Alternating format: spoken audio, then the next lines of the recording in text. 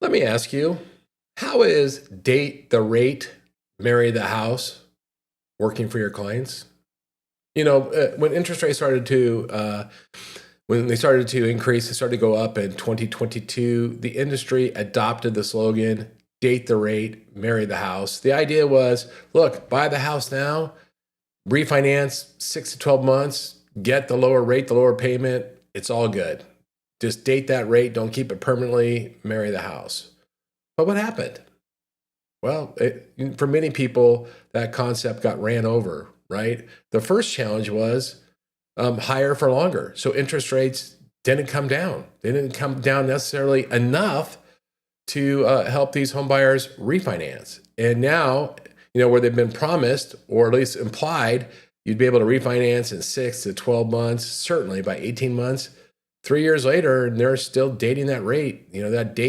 That dating scenario has turned into a long-term relationship, something they didn't expect. Now, what are some of the challenges for refinancing? What's some of the headwinds to the date the rate, marry the house, strategy? Well, first, it implies that interest rates have to improve, right? And in many cases, depending on what rate they got, what their strike rate was, interest rates have not improved enough to refinance. Issue number one.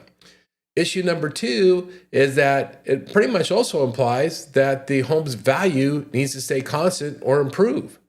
And in fact, there's many markets in the United States where home values are dropping, in Florida markets, in Texas, right? We're starting to see that more throughout the country. Well, that certainly is a problem to refinancing too. If you're refinancing into a lower valued home, it's a little bit of a challenge. But aside from that, there's also the borrower's ability to qualify, right? And so today, I'm highlighting an article from Aaron Terrazas, and that it's from Point Research. And by the way, I didn't even know what Point Research was, but nevertheless, an article from Point Research, and its title is "Negative Credit Shocks Holding U.S. Homeowners Back from Home Equity." And what the article essentially says is about 9% of homeowners in the United States today cannot refinance a home because their circumstances of their credit profile, income profile has changed. And so, 9%. So I mean, if you got 9% of homeowners can't refinance because their credit profile has changed, you have a whole slew of homeowners that can't refinance because rates haven't improved, and even other homeowners that can't refinance because property values have softened. There's a whole bunch of folks that are doing more than dating the rate. They're really married to the rate. Matter of fact, they may be married to the rate longer than the average marriage lasts. And that's a challenge. It's a challenge for us. Now that strategy wasn't a bad strategy when we came up with that slogan. It was somewhat self-serving, right? Now it was self-serving, but also in I think it was also from an altruistic point. Look, owning a home is the path to wealth in the United States. I want to help you get to that home however possible, and I want to help you get over whatever psychological, mental, roadblocks you have. If you can afford the house now, even though the payment might be uncomfortable, buy the house, and we can always help make the payment go down in the future. So that strategy was almost noble in trying to get them off the sidelines, but unfortunately, it wasn't true. It hasn't been true for so many of these folks. And so many of these folks now can't refi. Now they will someday. Someday rates will go down, right? And so as a long-term strategy, it probably worked. And as a strategy to get them off the sidelines, it probably benefited from them. But if we're going to deploy that kind of strategy, then what we need to do? We need to say, hey, look, date the rate, marry the house, but in order to do so, these conditions have to exist, right? Interest rates have to go down by whatever, prescribed, whatever that may be. Your home's value needs to be sustained or maintained at the level it is.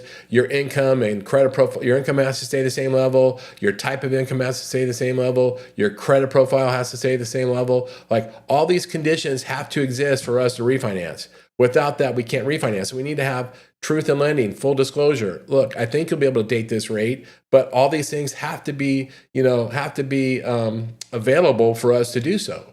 And we just need to be cautious about that if we're going to use that strategy, because we don't want to overpromise and we don't want to mislead our clients. And so really that education is critical on this strategy, as is building a really strong roadmap of what you need your clients to do to be able to qualify in 6 months, 12 months, 2 years, 3 years, 4 years, and they have to acknowledge that. And that then will put the onus on them, not on us. So it turns what could be bad advice into good advice, or prevents good advice turning into bad advice. Anyway, something to think about. We always have to be kind of careful when some of these things like date the rate, marry the house seem really self-serving because it helps us close transactions. Now I know we serve homeowners and it helped the homeowners, but we have to sometimes be really careful to make sure that our advice is legitimate.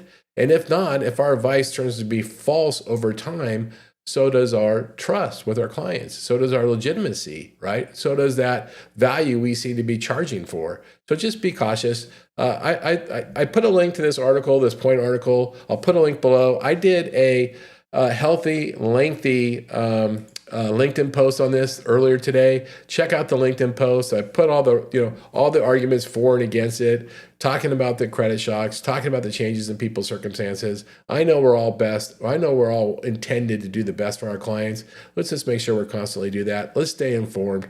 I appreciate you giving me a few minutes of your time. Thanks for checking in. Have a great day.